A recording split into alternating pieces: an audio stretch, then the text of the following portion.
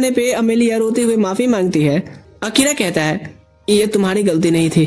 Yoru भी अपने असली रूप में आ जाता है और अकीरा की सांसें रुक जाती हैं। पर तभी एक आवाज गूंजती है कि शरीर रिकवरी मोड में जा रहा है और तेज रोशनी उसे घेर लेती है। महिरू दोबारा उस पर वार करता है पर उसका कोई असर नहीं होता और अकीरा का शरीर तुरंत ठीक भी हो जाता है।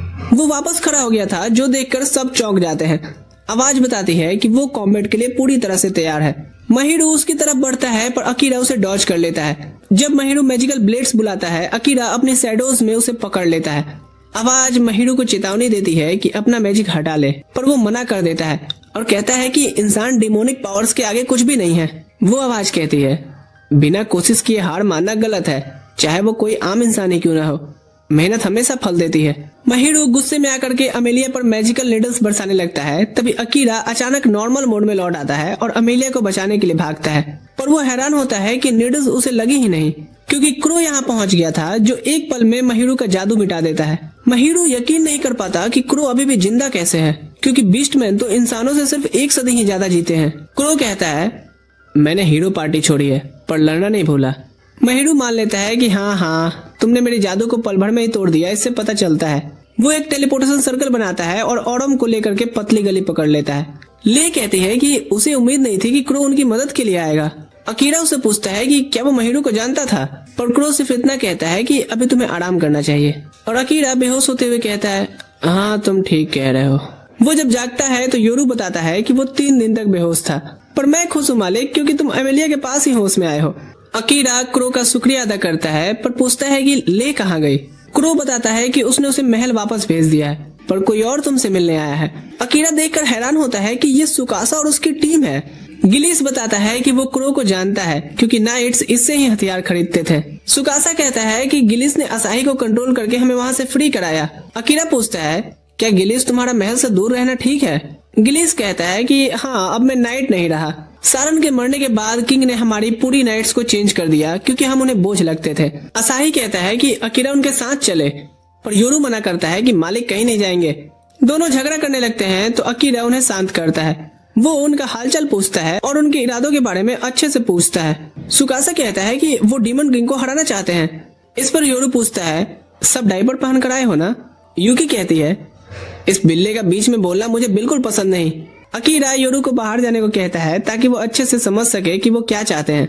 वो पूछता है कि डीमन किंग को क्यों हराना है। सुकासा बताता है कि वो रेटाइडिस के राजा को मनाने के लिए। वो अकीरा से लीड करने बोलते हैं क्योंकि वो सब में ज्यादा ताकतवर है, पर अकीरा कहता है कि वो राजा इस बारे में कभी बात नहीं करेगा, क्योंकि वो एक घमंडी मतलबी इंसान है। उसने ही सारन को मरवाया है। सुकासा कहता है हाँ ये बात तो है, ये हम भी मानते हैं, पर ये तो बताओ कि घर वापसी का क्या प्लान है। अकीरा बताता है कि मैंने देखा है कि 2nd क्लास के मॉन्स्टर्स टेलीपोर्टेशन सर्कल बना सकते हैं, इसलिए वो उन्हें ढूंढ करके मजबूर करेगा। पर वो ये भी कहता है कि और इसमें मुझे तुम लोगों की मदद नहीं चाहिए, तुम सब और मेरी कमजोरी बन सकते हो। गिलीस इधर जाता है क्रो से अपने ऑर्डर के बारे में बात करने। बाकी सब उदास होते हैं कि अकीरा उन्हें साथ नहीं ले जाना चाहता, पर वो तय करते हैं कि वो अपने आप को साबित करेंगे। इधर अकीरा देखता है कि एमिलिया समुद्र की तरफ देख रही है। वो उसे बताती है कि वो अभी डरी हुई है इस बात को लेके कि वो उससे दूर हो जाएगा। वो माफी मांगती है उसे चोट पहुंचाने के लिए और कहती है कि मुझे अफसोस तो होता है पर खुशी भी है कि उस निशान की वजह से मैं तुम्हें हमेशा याद रहूंगी। हाँ ये निहायती बेकार तरीका है किसी की यादों में रहने का, मैं बहुत बेकार लड़की हूँ। पर अकीरा उसे बताता है कि वो उसके लिए बहुत जरूरी भी है।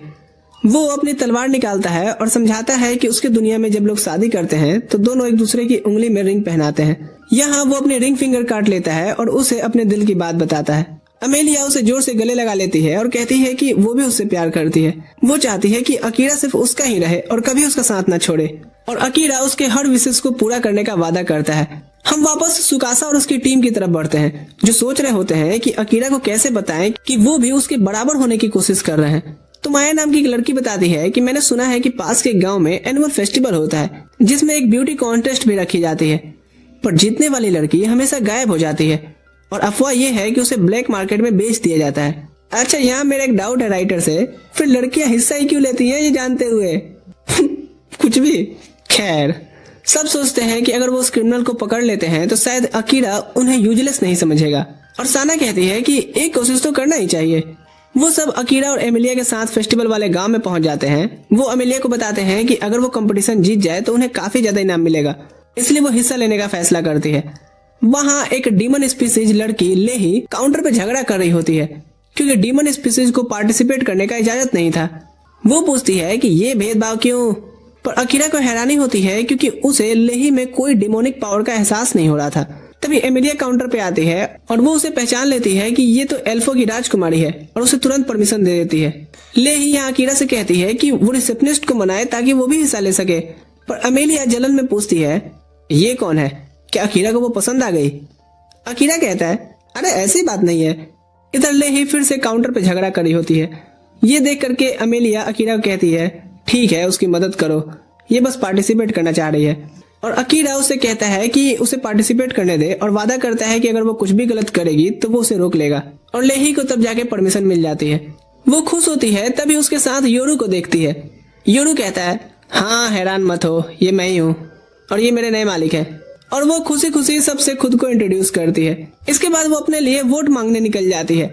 वो एक आदमी को अपना ऑटोग्राफ देती है कि मुझे वोट कीजिएगा, जीतने के बाद मैं सबसे मिलूंगी, ये वादा करती हूँ। अकीरा को यकीन ही नहीं होता कि वो डीमन स्पीसीज की है, क्योंकि ये तो यहाँ सबको एंटरटेन करने में लगी है। योरू कहता है कि वो दूसरे डीमंस जैसी नहीं है। अकीरा कुछ लड़कियों को उसके बारे में बात करते सुनता है, पर जैसे ही वो उनकी तरफ देखता है वो भाग जाती हैं।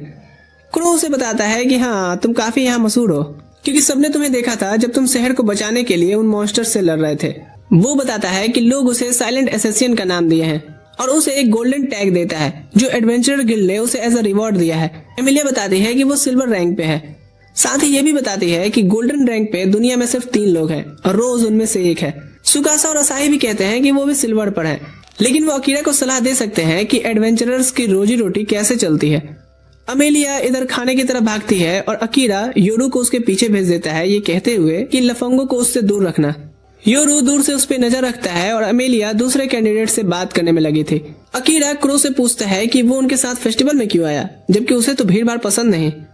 क्रो बताता है कि उसकी एक छोटी बहन थी, पर वो बदला नहीं लेने गया क्योंकि मुझे लगता है कि अब मैं बूढ़ा हो गया हूँ। अकीरा कहता है क्या बात करते हो, लड़कियां अब भी तुम पे मरती हैं। क्रो बताता है कि बीस्ट मैन अलग तरीके से बूढ़े होते हैं और ग्राहम को मारना आसान नहीं है, क्योंकि उसके पास पूरे समय किराए के टट्टू होते हैं। वो ये भी बताता है कि अमेलिया जब देश में घुसी थी तभी ग्राहम ने उसकी जानकारी मॉन्स्टर्स को बेच दी थी। अकीरा पूछता है कि वो श्योर कैसे इस बात पे। क्रो कहता है कि जब तुम सोते थे तब मैं ये सब जांच कर चुका था और मैंने लेह के स्टाफ में मैजिकल स्टोन छिपा दिया था, जिससे उसे पता चला कि सब मुसीबत में है। क्रो कहता है कि उसने उनकी जान इसलिए बचाई ताकि वो एक दिन उसका एहसान चुकाएं और अब उसके पास अकीरा के लिए एक काम है। अकीरा हैरान रह जाता है, पर क्रो कहता है कि वो आराम से सोचकर जवाब दे, कोई जल्दबाजी नहीं है। गिलीस आगे बताता है कि हमें जल्दी चलना होगा वरना सीट नहीं मिलेगी। क्रो कहता है हम इस बंदे के नाम का इस्तेमाल करेंगे, अच्छी जगह सीट मिल जाएगी। कंपटीशन शुरू होता है और यूकी स्टेज पर आती है। सुकासा सोचता है कि वो कितनी सुंदर लग रही है वहाँ। वहीं असाही खुश होता है कि क्रो की वजह से उन्हें अच्छी जगह मिल गई, क्योंकि उसने सच ही कहा था अकीरा पब्लिक के बीच में अपना एक अलग ही स्टैंड रखता है। सियोरी भी स्टेज पर आती है और सब उसे देख करके तारीफें करते हैं, पर योरू तो जानता है कि अभी तो मालकिन आनी बाकी है और सब भी उससे ही जीत की उम्मीद कर रहे होते हैं। जैसे ही होस्ट उसका नाम बोलता है वो आती है और उसे देख करके अकीरा के तो मुंह खुले रह जाते हैं। योरू कहता है मुंह तो बंद करो मालिक। सब फिर आखिरी पार्टिसिपेंट का इंतजार करते हैं और वो लेही होती है। वो स्टेज पर मैजिकल स्टोन रखती है जिससे स्टेज एक डिस्को की तरह लग रहा था। फिर वो अपनी सॉल हटा करके सभी से उसे वोट करने को कहती है। जब काउंटिंग होती है तो पता चलता है कि लेही और एमिलिया दोनों फर्स्ट प्लेस पर टाई कर गए हैं। लेही कहती है मैंने अपनी पूरी कोशिश की फिर भी अमेलिया को नहीं हरा पाई। अकीरा कहता है तुम उसकी बराबर तक पहुंची हो, इस पर तुम्हें पढ़ना चाहिए। वो पूछती है तो क्या अब तुम मुझे पसंद करने लगोगे? अकीरा कहता है मेरी नजर तो सिर्फ अमेलिया पर है। इस पर लेही कहती है मैं अगले साल जरूर जीतूंगी। योरू कहता है कि तुम्हारा डैड से तुम्हारा इतना पॉपुलर होना कहीं बर्दाश्त ना हो। मुझे फर्क नहीं पड़ता, मैं उनसे झगड़ा करके भागी हूँ। अकीरा पूछता है कौन है इसके डैड? योरू बताता है कि ये डीमन लॉर्ड की बेटी है। जो सुन सबके तोते उड़ जाते हैं। ग्राहम भी दूर से इन्हें देख रहा होता है और कहता है मुझे कुछ पकने का एहसास हो रहा है। अकीरा लेही का स्टैट सब देखता है और उसे पता चलता है कि ये तो वाकई में बहुत ही भयानक है।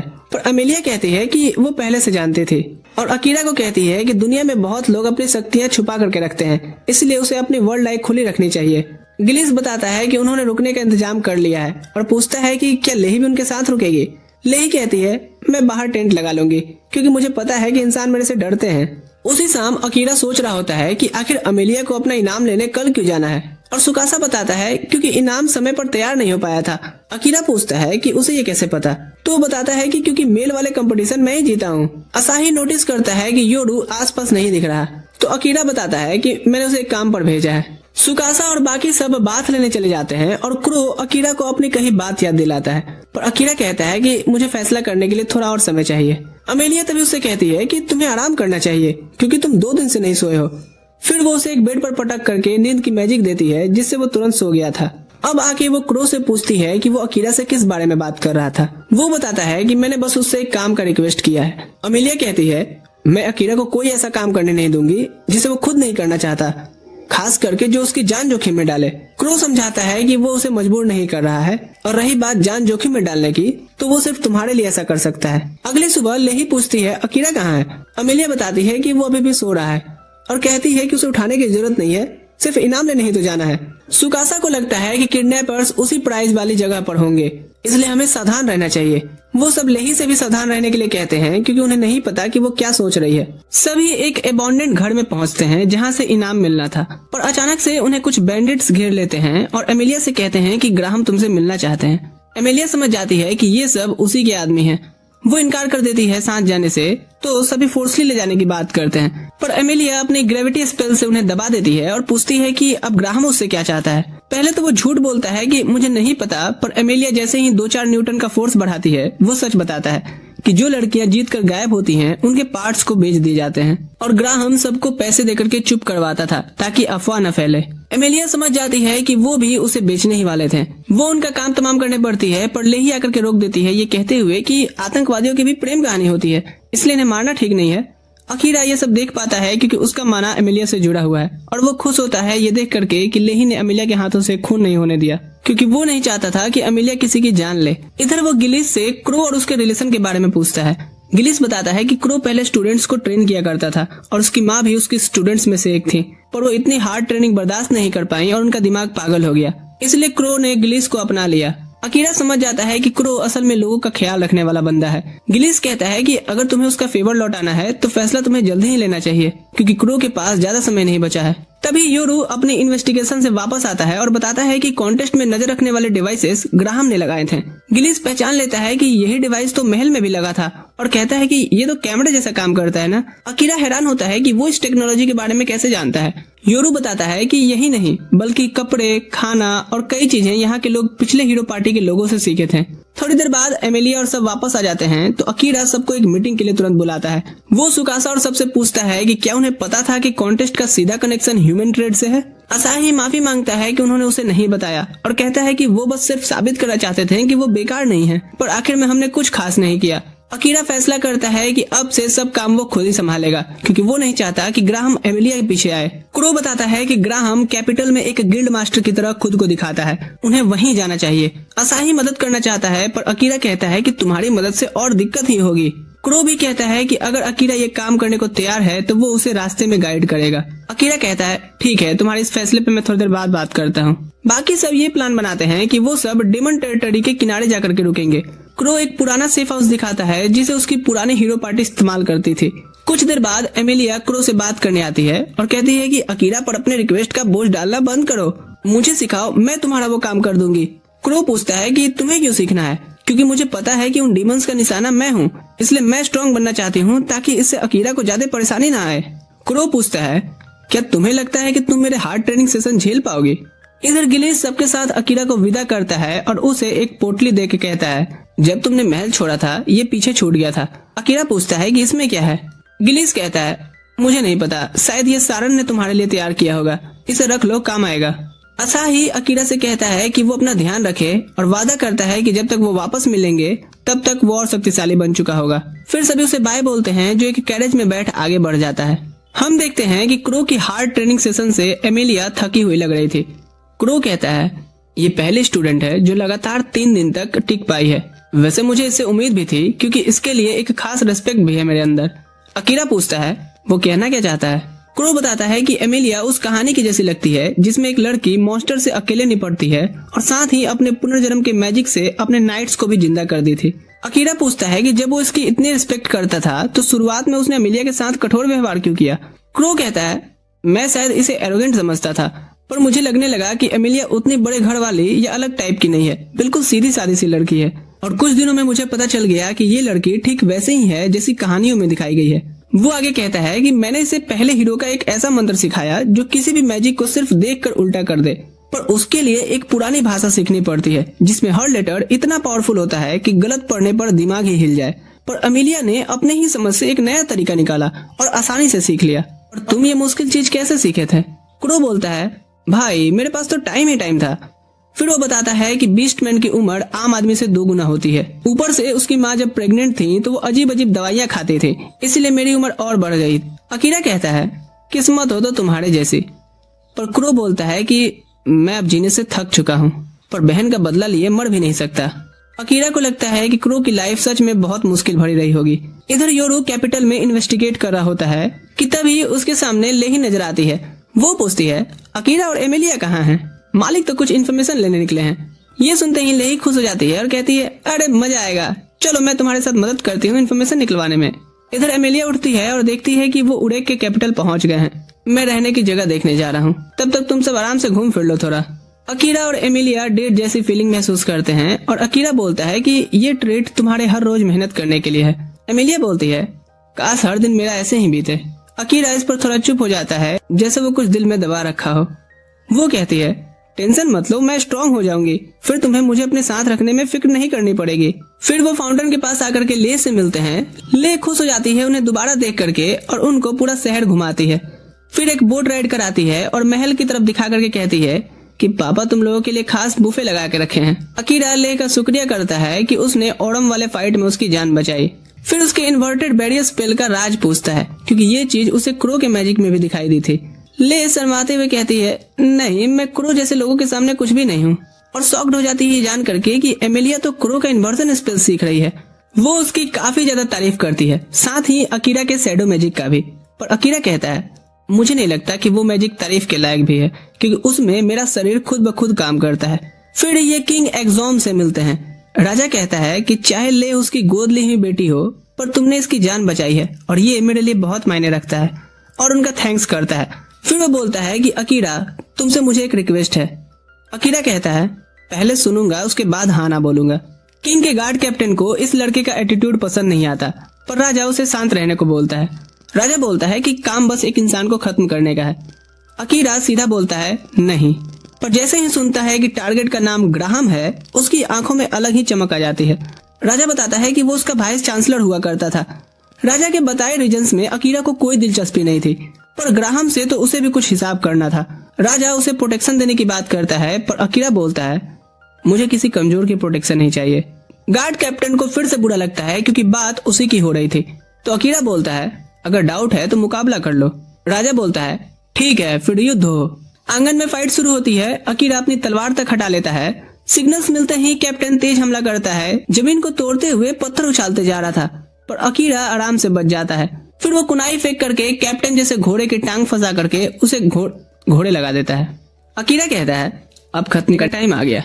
वो एक ही हिट में कैप्टन का हथियार तोड़ देता है और चाकू उसकी गर्दन पर। राजा हिला का हिला रह जाता है।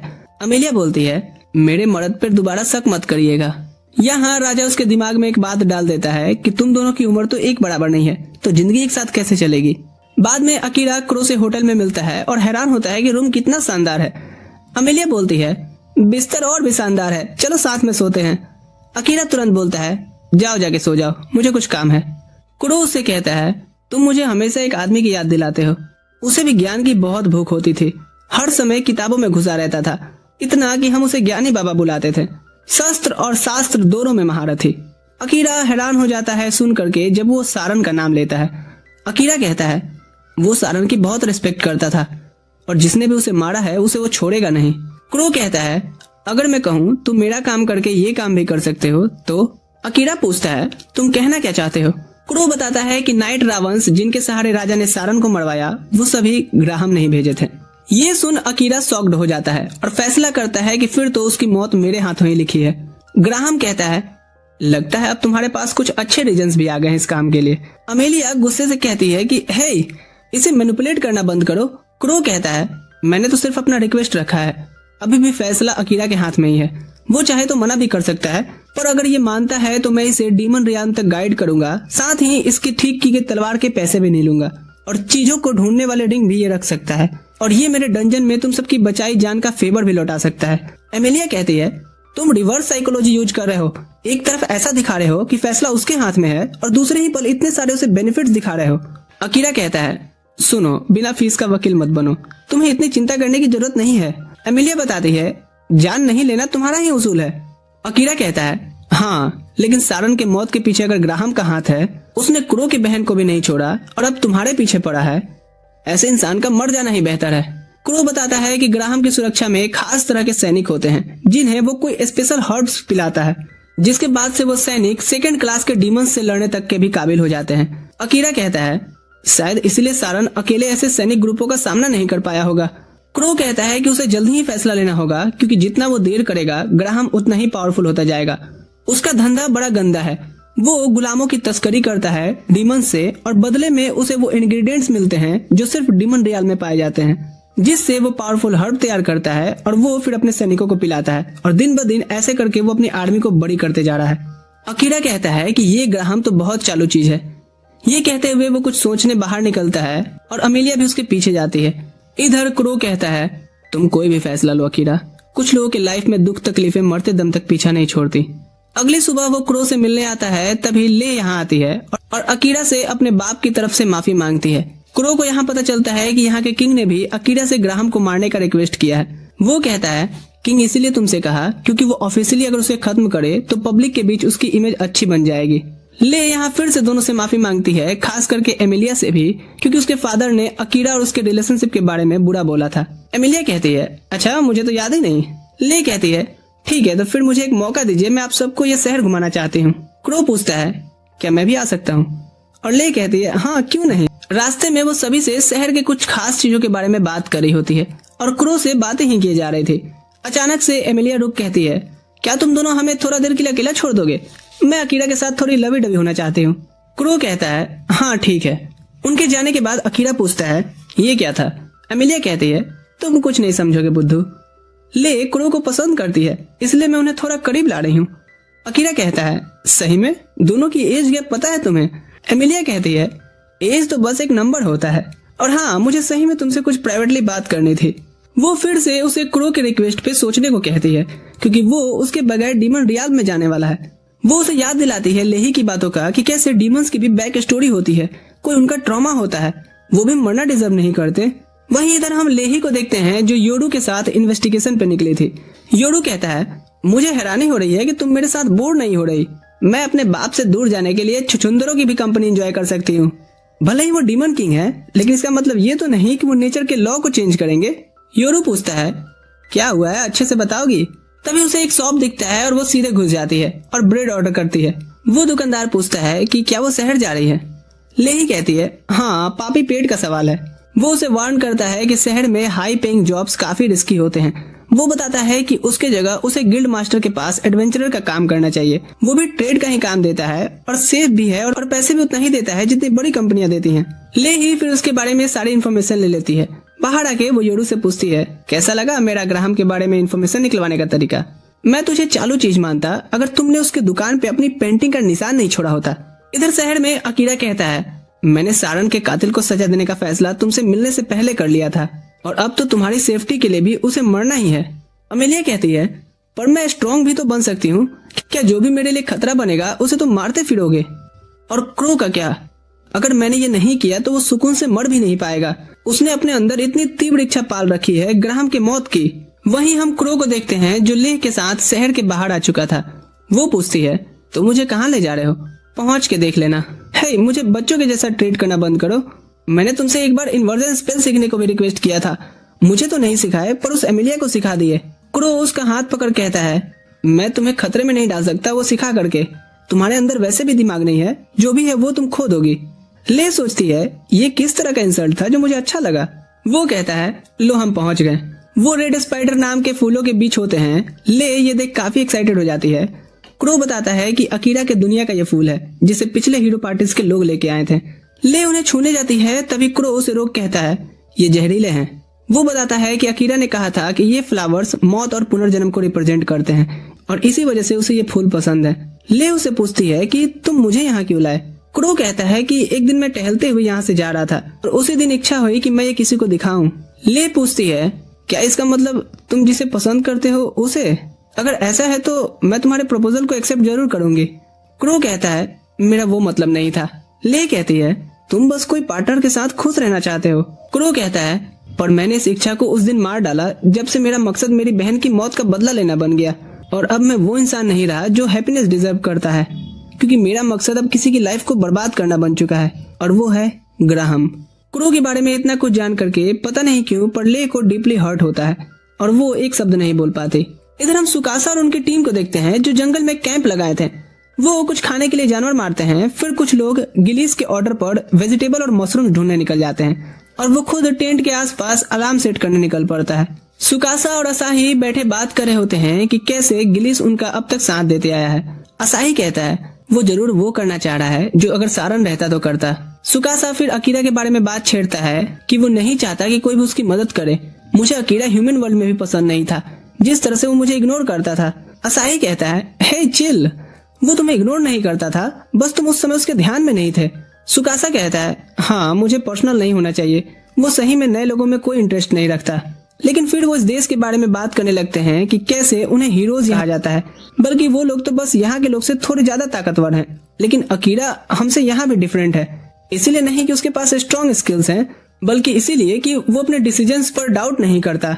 पर इस बार जो वो करने जा रहा है मुझे लगता है कि उसे एक बार अपने डिसीजन पर सोचना चाहिए। वहीं इधर एमिलिया और अकीरा ले और क्रो का इंतजार कर रहे होते हैं। एमिलिया एक आखिरी बार पूछती है कि क्या वो इस मिशन पर जा रहा है। अकीरा कहता है हाँ मेरे पास इसके बहुत रीजंस हैं। एमिलिया कहती है ठीक है, अगर तुमने मन बना लिया है तो मैं तुम्हें नहीं रोकूंगी, बस तुम अपने डिसीजंस पे श्योर रहना। अगर मैं ग्राहम को मारता हूँ तो क्या तुम मुझसे नफरत करने लगोगी? एमिलिया कहती है कभी नहीं, मैं बस चाहती हूँ कि तुम खुद की नजरों में कॉन्फिडेंट रहो ताकि तुम्हें पछतावा ना हो इस चीज का। अकीरा को यहाँ एक खिलौने की दुकान पर छोटी बच्ची नखरे करते हुए दिखती है। इस चीज से उसे याद आता है कि एक दिन ऐसे ही उसकी छोटी बहन नखरा कर रही थी नहीं जाने का, जब वो पुराने घर से शिफ्ट हो रहे थे। दरअसल अकीरा का बाप एक दिन दूध लेने गया और फिर कभी नहीं लौटा, इसलिए उन्हें सस्ते अपार्टमेंट में अब शिफ्ट होना पड़ रहा था। अकीरा सोचता है कि वो इंसान अपनी बीमार बेबी, 2 बच्चों के खर्चे और फुल टाइम का कॉर्पोरेट जॉब से इतना परेशान हो चुका था कि भागना सही समझा। वो छोटे अपार्टमेंट में आते हैं और यहाँ उसकी बहन यूई शिकायत करती है कि ये बहुत छोटा है। अकीरा उसे कन्विंस करता है कि ये हम 3 लोगों के लिए काफी है और फिर कुकिंग सीखना शुरू करता है। हालांकि वो पहली बार अच्छा नहीं बना था, पर उसकी मॉम और बहन एंजॉय करती हैं। उसकी मॉम कहती हैं हम बारी बारी से ये कर लेंगे क्योंकि हम इतने ही काफी हैं। प्रेजेंट में अकीरा सोचता है कि मैंने वो हर कोशिश की ताकि ऐसा न लगे कि हमें किसी की कमी खल रही हो। अमेलिया उसे इतना गहन चिंता में देखे पूछती है क्या हुआ? अकीरा कहता है कुछ नहीं। फिर से वो ये सोचने लगता है कि क्या ये डिसीजन सही है, क्योंकि अगर मैं एक मर्डरर बनता हूँ तो मुझे अपने परिवार के साथ रहने का फिर कोई हक नहीं रहेगा। ये चीज अब उसे परेशान करने लगती है। दूसरी तरफ लेही और योरू शहर पहुंचते हैं। वाह, शहर कितना खूबसूरत दिख रहा है। योरू उसे मिशन पर ध्यान देने बोलता है तो लेही कहती है हाँ हमें गिल्ड जाकर के ग्राहम के बारे में वैल्यूएबल इन्फॉर्मेशन लेनी है ताकि अकीरा की मदद हो सके। पर कुछ ही मिनटों बाद वो मार्केट में सीख कबाब खाते हुए नजर आती है। ये कितना टेस्टी है। हे, तुम क्यों नहीं खाते? मैं खिला दूं क्या? योरू पूछता है मिशन के लिए क्या प्लान है?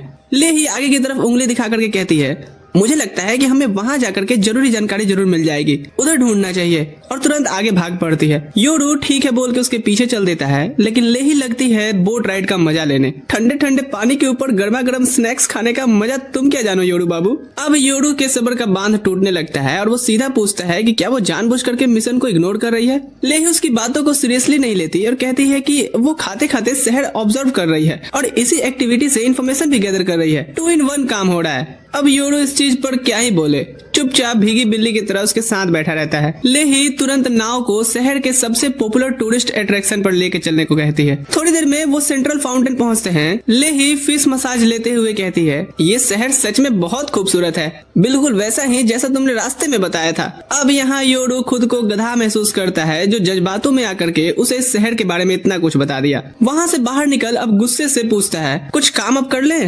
तभी लेही एक एडवेंचरर को देख कहती है, हाय हैंडसम, क्या तुम एडवेंचरर हो? क्योंकि तुम्हारी तलवार काफी फैंसी लग रही है। वो आदमी समझ नहीं पाता कि अब कैसे रिएक्ट करे और लेही बोलती रहती है कि उसने सुना है कि यहाँ के गिल्ड कुछ स्पेशल जॉब्स के लिए काफी पैसा देती हैं। मुझे उन जॉब्स के बारे में बताओ। उन जॉब्स के बारे में नहीं जानो तो बेहतर होगा, क्योंकि वो काफी खतरनाक होती हैं।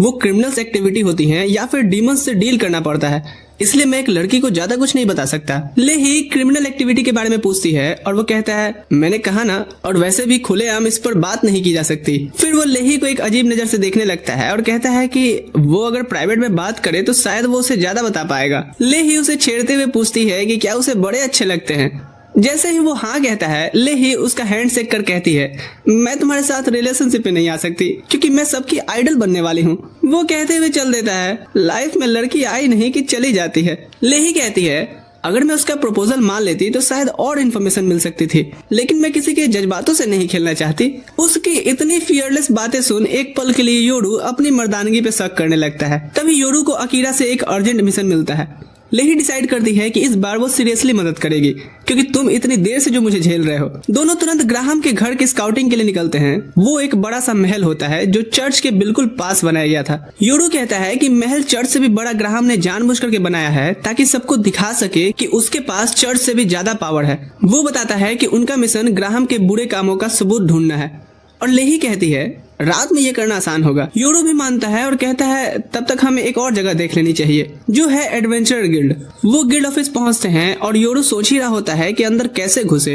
लेही बिना ज्यादा सोचे ही सीधा अंदर चली जाती है। अंदर 3 एडवेंचरर्स चिल कर रहे होते हैं। उनमें से एक लेही को कहता है, निकल जाओ, गिल्ड आज बंद है। लेही कैजुअली पूछती है, जब गिल्ड बंद है तो वो लोग यहाँ क्या कर रहे हैं? वो जवाब देते हैं कि हम एडवेंचरर्स ग्राहम के गंदे काम करते हैं। पिछवाड़ा होता है क्या?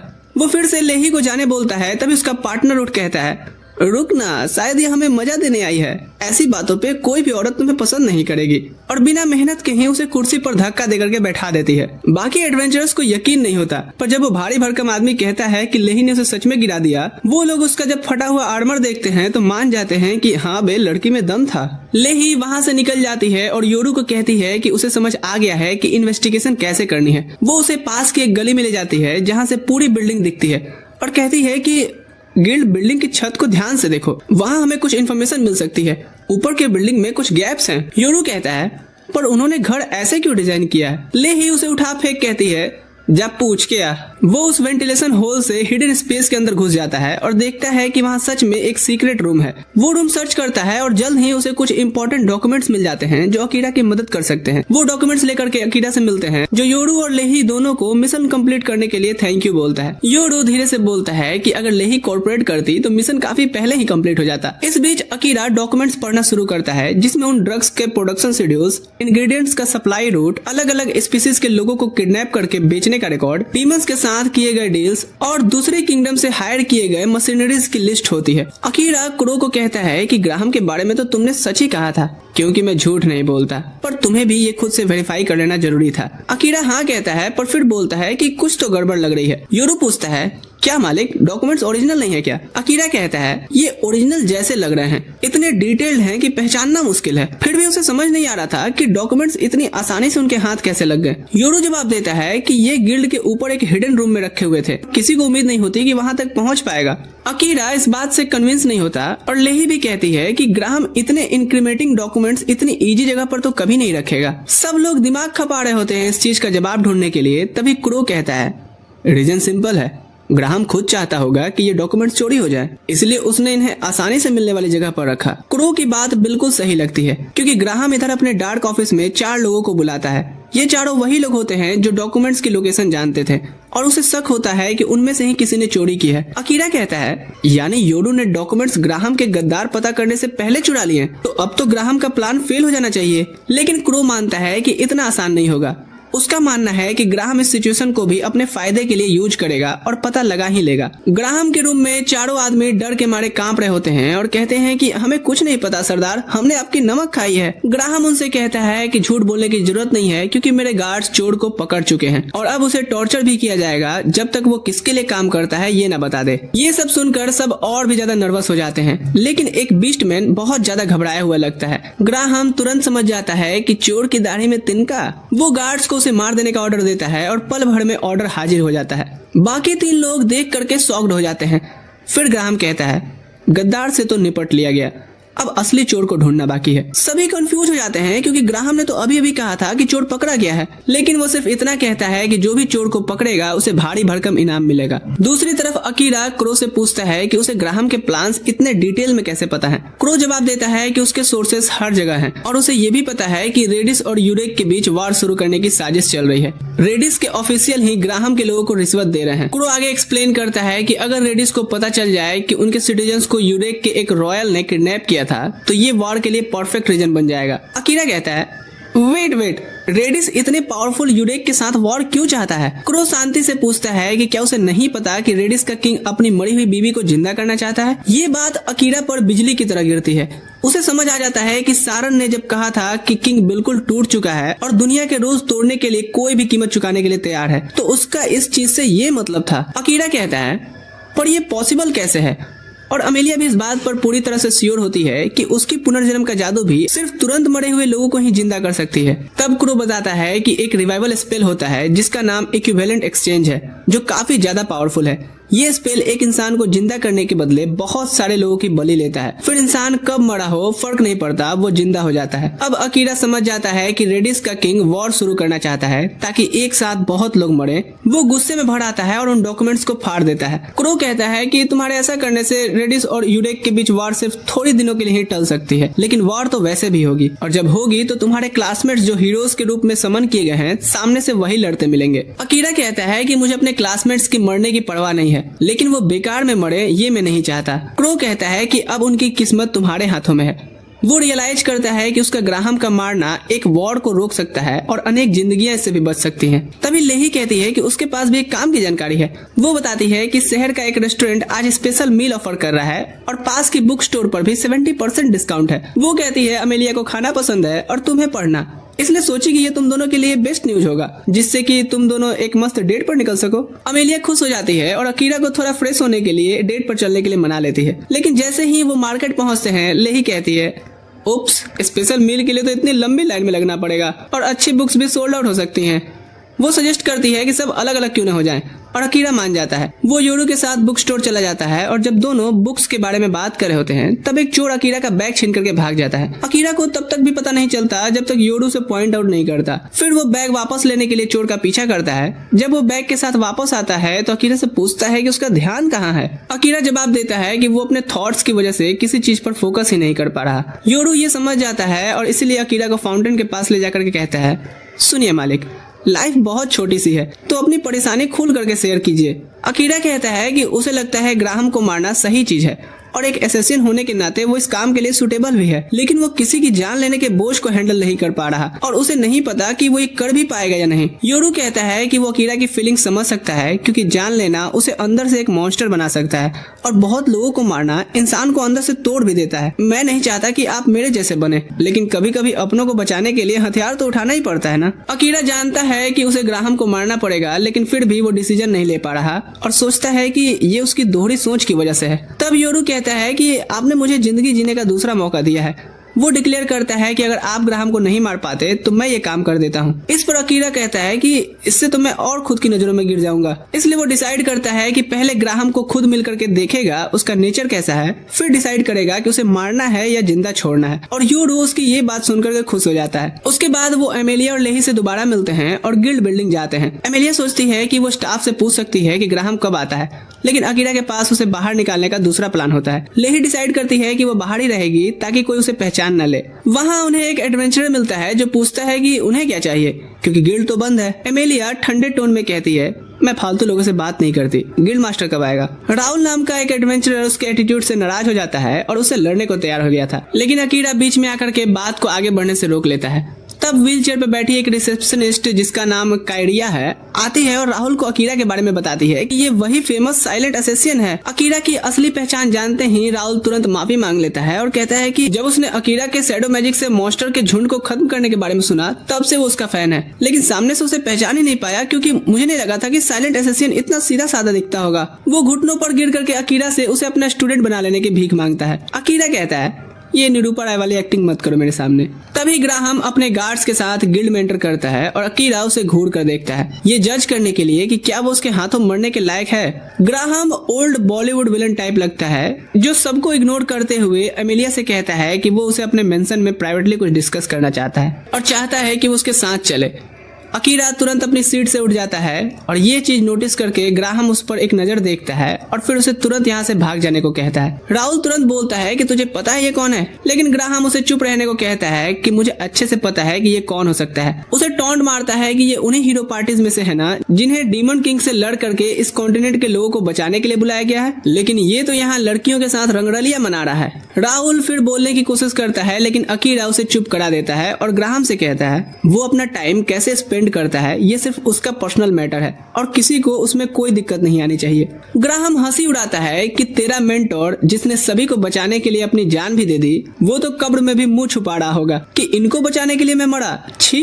ये बात माहौल को अब गर्म करने लगता है।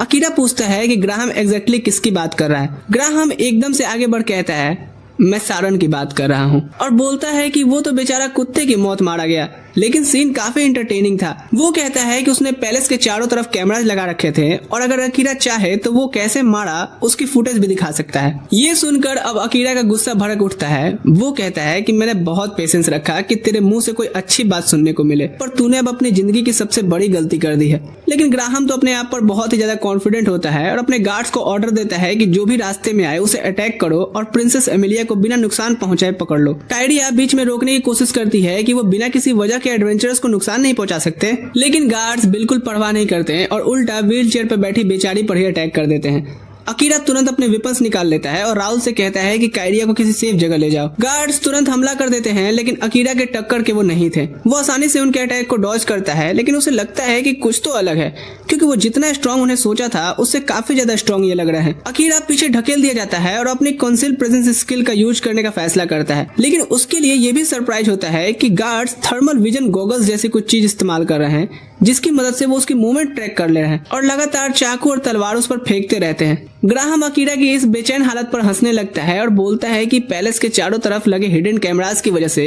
उसने अकीरा की एबिलिटीज रीड कर ली है और बिल्कुल सारन के जैसे स्पेशल मैजिकल आईज डेवलप करके अपने गार्ड्स में लगाए हैं। अब अकीरा का उनके खिलाफ कोई चांस नहीं है। अकीरा स्ट्रेटजी बदलता है और क्लोज कॉम्बैट में जाने का सोचता है। जब गार्ड्स भी अपनी छोटी ब्लेड्स निकाल करके उसे डील करने आते हैं, अकीरा अभी भी उनसे ज्यादा फास्ट होता है और आखिरकार उन्हें हिट भी मारता है।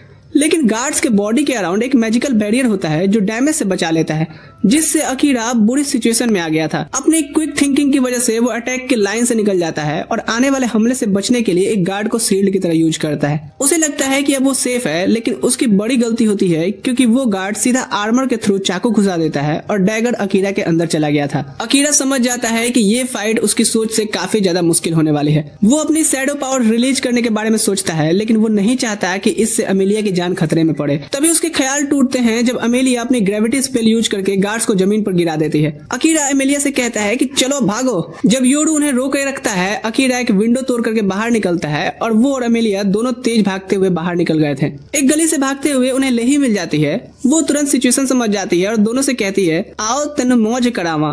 फिर वो उन्हें उठा करके हवा में ले जाती है और खूबसूरत चांदनी रात में उड़ते हुए निकल जाते हैं। अकीरा लेही का शुक्रिया अदा करता है और कहता है कि अगर वो मदद के लिए नहीं आती तो अभी उसे भी नहीं पता होता कि वहाँ क्या होता। लेही कहती है अरे कोई बात नहीं, तुम दोनों तो मेरे पक्के वाले दोस्त हो। रात के आसमान में उड़ते हुए अकीरा बोलता है कि ऊपर से दुनिया कितनी सुंदर दिखती है ना। ये सुनकर अमेलिया अपने सारे खूबसूरत पल याद करने लगती है जो उसने अकीरा के साथ बिताए थे, चाहे वो बैटल के बीच हो या कैंप फायर का शांत शाम हो या फिर सफर के थकान के बाद रात का उसका थक करके सो जाना हो। आखिरकार वो वापस जमीन पर अपने ठिकाने के बाहर उतरते हैं जहाँ योरू उनका इंतजार कर रहा होता है। अकीरा फाइट के दौरान मदद के लिए योरू और लेही दोनों का शुक्रिया करता है। इसके बाद लेही कहते हुए चली जाती है कि फिर मिलेंगे। अंदर जाकर के वो क्रो के साथ बैठते हैं और उसे सब कुछ बताते हैं जो हुआ। अकीरा एक्सप्लेन करता है कि ग्राहम के पास कुछ बूस्टेड सोल्जर्स हैं जो स्पेशली उससे डील करने के लिए बनाए गए हैं। वो उनकी कंसीलमेंट के थ्रू भी देख सकते हैं और चाहे वो जैसे भी अटैक करे उन पर असर ही नहीं होता, जैसे कोई स्पेशल बैरियर है जो उन्हें डैमेज से बचाता है। क्रो भी थोड़ा सरप्राइज होता है और कहता है कि अगर वो सोल्जर्स अकीरा के लिए भी प्रॉब्लम बने हैं तो वाकई काफी स्ट्रांग होंगे। अकीरा हाँ में सर हिलाता है और कहता है कि वो उन्हें एक एक करके शायद हैंडल कर सकता है, लेकिन नंबर ज्यादा होने की वजह से वो अकेला उनसे डील करना मुश्किल लगा। क्रो अकीरा को याद दिलाता है कि वो वॉरियर नहीं है और सीधा हेड ऑन फाइट उसकी स्ट्रेंथ भी नहीं है। एसेसियन होने के नाते उसके पास ग्राहम जैसे लोगों से डील करने के अपने तरीके होने चाहिए। बीच में अमेलिया बोल पड़ती है कि अकीरा ने अभी तक जॉब एक्सेप्ट नहीं की है, लेकिन क्रो कहता है कि अब उनके पास चॉइस भी नहीं है। ग्राहम उस टाइप का आदमी है जो अपनी बात पूरी ना होने पर सब कुछ दांव पर लगा देता है। वो अकीरा को वार्न करता है कि ग्राहम एमिलिया को ढूंढने के लिए अपनी पूरी ताकत के साथ उसके पीछे आएगा। अकीरा थोड़ी देर सोचता है और फिर योरू और एमिलिया से कहता है कि वो सो जाए क्योंकि उसे थोड़ा टाइम अकेले रह करके सोचना है। जब एमिलिया सो जाती है, अकीरा बेड से जागता है क्रो के शब्दों के बारे में सोचते हुए और समझ जाता है कि वो सच कह रहा था। अगर वो सच में चाहता है कि एमिलिया सेफ रहे तो उसके पास कोई और चॉइस नहीं है सिवाय इसके कि वो ग्राहम को ढूंढ कर मार दे। अपने अगले मूव लेने से पहले वो अपना सारा सामान गियर रेडी कर रहा होता है। तभी सारन के छोड़े उस पोटली से क्रिस्टल बॉल निकल करके जमीन पर गिर जाता है और अचानक से एक प्री रिकॉर्डेड वीडियो चलने लगा था जिसमें सारन कहता है कि अगर अकीरा ये वीडियो देख रहा है तो शायद वो मर चुका है। वो कहता है कि अकीरा को इस दुनिया के हालात की चिंता नहीं करनी चाहिए क्योंकि उसका असली गोल अपनी दुनिया में वापस जाना है। वो उसे बताता है कि बदले के रास्ते पे ना चले और उसकी कातिलों को ढूंढकर बदला लेने की कोशिश भी ना करे क्योंकि इससे उसकी रूह गंदी हो जाएगी। सारन की आखिरी नसीहत सुन करके अकीरा के आंखों से आंसू बहने लगते हैं कि बदले की आग में खुद को मत जला लेना। ये आंसू धीरे धीरे गुस्से और फ्रस्ट्रेशन के हो जाते हैं और अकीरा अपनी किस्मत को कोसने लगता है कि जब साला उसने आखिरकार मारने का फैसला कर ही लिया तभी उसे ये मैसेज क्यों मिलना था। वो अपने मेंटोर के बारे में सोच करके और थोड़ा रो लेता है, फिर उसकी यादों से माफी मांगता है क्योंकि अब वो अपना फैसला बदल नहीं सकता। अब बात सिर्फ बदले की नहीं रह गई है बल्कि एमिलिया की सेफ्टी की भी आ गई है। वो अपना सामान पैक करता है और निकलने ही वाला होता है कि देखता है कि क्रो अभी भी जाग रहा है। वो भारी दिल से पूछता है कि क्या उसने फैसला कर लिया। अकीरा कहता है हाँ, वो अब ग्राहम को मारने जा रहा है, लेकिन जब तक बिल्कुल जरूरी ना हो वो और किसी की जान नहीं लेगा, सिर्फ ग्राहम के पास मौजूद बूस्टेड सोल्जर्स को छोड़ के। क्रो कहता है कि उसने कभी ऐसा एसेसियन नहीं देखा जो मारने से इतना कतराता हो, लेकिन फिर भी उसे गुड लक विश करता है। निकलने से पहले एमिलिया उसे रोक लेती है और कहती है कि वो ना जाए क्योंकि दिल से वो जानती है कि अकीरा किसी को मारना नहीं चाहता। अकीरा बस उससे माफी मांगता है और कहता है कि उसका फैसला फाइनल है और इतना कहकर वो उस ठंड भरी रात में निकल जाता है। झील के पास चलते हुए वो योरू को बैठा हुआ देखता है, लेकिन अकीरा उसे कहता है कि वापस चला जाए क्योंकि वो इस चीज को अकेले हैंडल करना चाहता है। आखिरकार अकीरा उस मेंशन तक पहुंच जाता है जहां ग्राहम रहता है और नोटिस करता है कि कोई और एसेसियन भी काम पर लगा है। वो एसेसियन मेन गेट पर गार्ड्स को मार देता है और अंदर कंपाउंड में घुस जाता है, फिर ग्राहम के बेडरूम में घुसने की तैयारी करता है। अचानक उसे अकीरा की प्रेजेंस महसूस होती है और वो मुड़ कर देखता है। समझ जाता है कि अगर उसे इस किलिंग का पैसा चाहिए तो उसे बेस्ट से टक्कर लेनी पड़ेगी। अकीरा अपने मन में उस एसेसियन से माफी मांगता है क्योंकि अफसोस के साथ वो किसी को अपने रास्ते में नहीं आने दे सकता। वो एसेसियन मुड़ करके फाइट शुरू कर देता है, लेकिन वो जो भी कोशिश करता अकीरा उससे बेहतर फाइटर होता है।